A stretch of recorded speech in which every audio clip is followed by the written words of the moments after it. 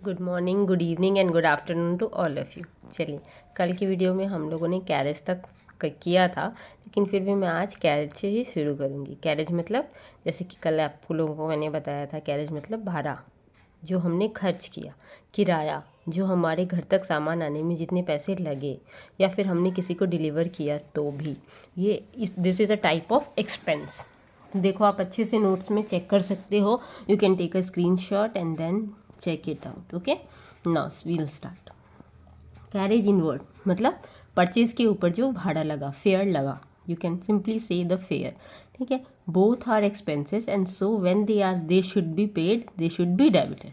जब भी हम पेमेंट करेंगे इसका, तो हम इसको डेबिट करेंगे। और वैसे भी हमने नॉमिनल अकाउंट के लिए रूल क्या सीखा है कि सारे एक्सपेंसेस डेबिट होंगे और कैश जो होगा, जो रियल अकाउंट का, goes out, cash goes out. ठीक है, पैसे जा रहे हैं, तो इसीलिए टू में कैश होगा, कैरेज इनवर्ड डेबिट होगा।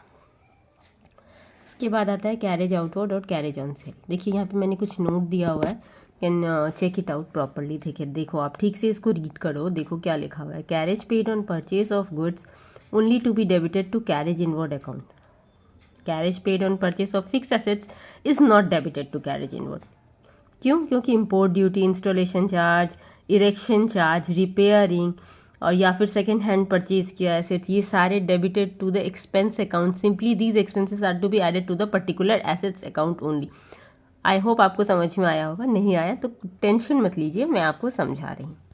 यहाँ पे ये बोला गया है कि जब हम गुड्स खरीदेंगे तब तो हम कैरेज देंगे, भाड़ा किराया देंगे। सेम टाइम पे अगर हम कोई फिक्स एसेट्स खरीद के लाते हैं, कोई कार खरीदा, कोई बिल्डिंग खरीदा, तो क्या उसका भी कोई कैरेज होता है? नहीं, उससे रिलेटेड खर्चे होते हैं। देखिए क्या क्या खर्चे होते हैं। ठीक है, जैसे कि इम्पोर्ट ड्यूटी हुआ, हमने कुछ कस्टम से सामान मंगवाया है, हमने विदेशों से सामान मंगाया, तो कुछ ड्यूटीज़ लगी है, टैक्सेस लगा है। या फिर कुछ ऐसा मशीन है जिसको इंस्टॉल करने में कुछ खर्चा हुआ है, या फिर हम सेल कर रहे हैं और हमको उसको हटाना है उस मशीन को, तो उसको इरेक्शन करने में जो चार्जेस लगे वो, या फिर वो ख़राब हो गया तो उसको रिपेयर कराने में जो खर्चे लगे, वो सारे खर्चे, ये सारे एक्सपेंसेस हैं। और ये सारे एक्सपेंसेस उस पर्टिकुलर एसेट्स से ऐड हो जाएंगे। अगर वो एसेट 10,000 का है फॉर एग्जांपल, तो 200 मान लो उसकी रिपेयरिंग के खर्चे हो गए, या फिर 200 उसका इम्पोर्ट ड्यूटी हो गया, या 10% ले लो 10,000 का, तो 10,000 का 10% क्या हुआ? 1,000। 1,000 इसकी इम्पोर्ट ड्यूटी है, तो ये सारे खर्चे उस एसेट्स में ही ऐड हो जाएंगे। हमें अलग से शो करने की कोई ज़रूरत नहीं है। I think you all can understand it better and now this is the journal entry for that. Now look at here. Goods purchased for 5,000 and carriage paid 200। ये तो हो गया, परचेज किया हमने, सामान खरीदा, तो उसकी एंट्री ये हो गई, परचेज अकाउंट डेबिट। ठीक है, carriage inward account debit to cash account. और कैश में ये दोनों ऐड होके जाएंगे, क्योंकि हमने परचेज के लिए अलग से पेमेंट की है और कैरेज के लिए भी पेमेंट की है, और टोटल पेमेंट हमने 5,200 किया है। और नरेशन होगा, being goods purchased and carriage paid there on. समझ में आया? If yes then tell me. Okay, चलिए अब आते हैं हम लोग नेक्स्ट एग्जाम्पल पे। जैसे कि हमने, देखो, आप रुको, मैं आपको इसको थोड़ा लिटिल बिट बिको कर देती हूँ, can easily understand it now. I think it is visible to all of you. Okay, now we will start. Machinery purchase for 5,000 and carriage paid there on 1,000। देखो, तो मैंने यहाँ पे एंट्री क्या की, मैंने डायरेक्टली मशीन के अकाउंट में ही इस 1,000 को ऐड कर दिया, और हमारा एंट्री हो गया machinery account debit 6,000 to cash account 6,000। अगर हम चाहें तो इसी को बाइफरकेट करके भी दिखा सकते हैं, जैसा कि मैंने यहाँ पे दिखाया है। Machinery account debit 5,000, carriage inward account debit 1,000 to cash account 6,000।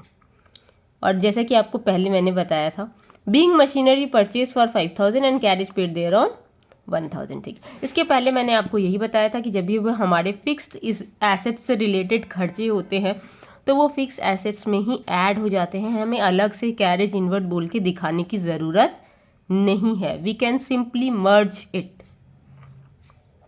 आशा करती हूँ इतनी तक आप लोगों को अच्छे से समझ में आया होगा। देखिए आप लोग वीडियो देखिए, आप लोगों को अगर अच्छा लगता है आप लोग लाइक करिए, शेयर करिए, कमेंट करिए।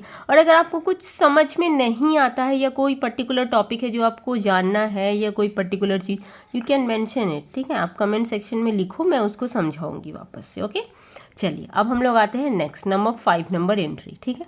इसमें है confusing nominal accounts. Nominal accounts तो हम लोग समझ गए कि सारे इनकम्स हैं, एक्सपेंस हैं, सब नॉमिनल अकाउंट में आएंगे। लेकिन अब ये कंफ्यूजिंग क्या है, इसको मैंने अलग से एक टॉपिक करके फिर आप लोगों की ये सारी एंट्रीज बताई है। कंफ्यूजिंग यहाँ पे ये है कि रेंट दे दिया, चलिए रेंट अगर पेड बोला वेरी गुड, खर्चा है। रेंट रिसीव्ड बोला वेरी नाइस, इनकम है। अगर सिर्फ रेंट बोल दिया, ओ गॉड, अब क्या करें, इसको इनकम माने कि खर्चा माने, इनकम माने कि खर्चा माने। तो सोचने सोचते में ही सारे समय चले गए। टेंशन नॉट बेटा जी, रेंट अगर सिर्फ रेंट बोला तो ये एक्सपेंस है। Okay, now the entry will be expense account debit, और रियल अकाउंट हमारा कैश है, तो कैश क्या हो गया हमारा, व्हाट गोज आउट क्रेडिट, और नॉमिनल अकाउंट में हमारा एक्सपेंस डेबिट हो जाएगा, ठीक है। तो रेंट अकाउंट डेबिट और टू कैश अकाउंट। लेकिन अगर जब रिसीव करेंगे cash comes in, what comes in, तो कैश डेबिट टू रेंट, कहाँ से आया, रेंट से आया, रेंट हमारा इनकम हो गया यहाँ पे। सेम अगर पेड करेंगे तो सेम वाला एंट्री, rent account debit to cash account.